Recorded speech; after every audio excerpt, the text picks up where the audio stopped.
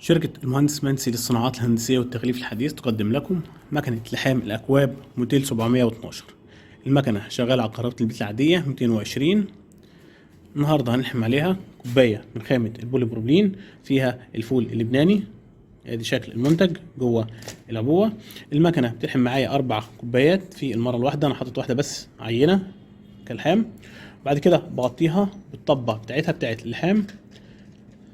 الخامه دي بتبقى معتمه، خامه الومنيوم لاكر، ممكن تبقى بولي ايثيلين او اي ماده شفافه او معتمه حسب ما انا عايز. بعد كده ببتدي احرك اليد دي او الجناح ده ناحيه الفك بتاع اللحام او المكبس بتاع اللحام، بكون ظابط درجه الحراره بتاعتي من هنا وقت اللحام.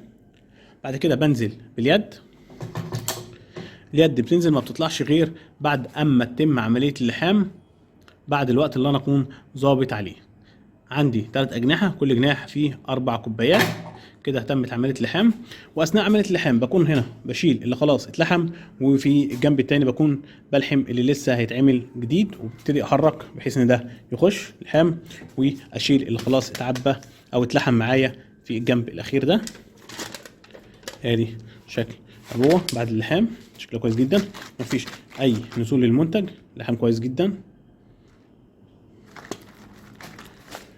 المكنه بتلحم جميع انواع المواد البلاستيكيه زي البولي ايثيلين او البوليبروبلين او البي اي تي او البوليستيرين، وبلحم عليها جميع انواع المنتجات زي المقرمشات والمكسرات والمسليات زي اللب بجميع انواعه، او حتى المواد السائله زي الزبادي او الميه المعدنيه اللي بتبقى في كوبايات ما بيحصلش فيها اي تسريب.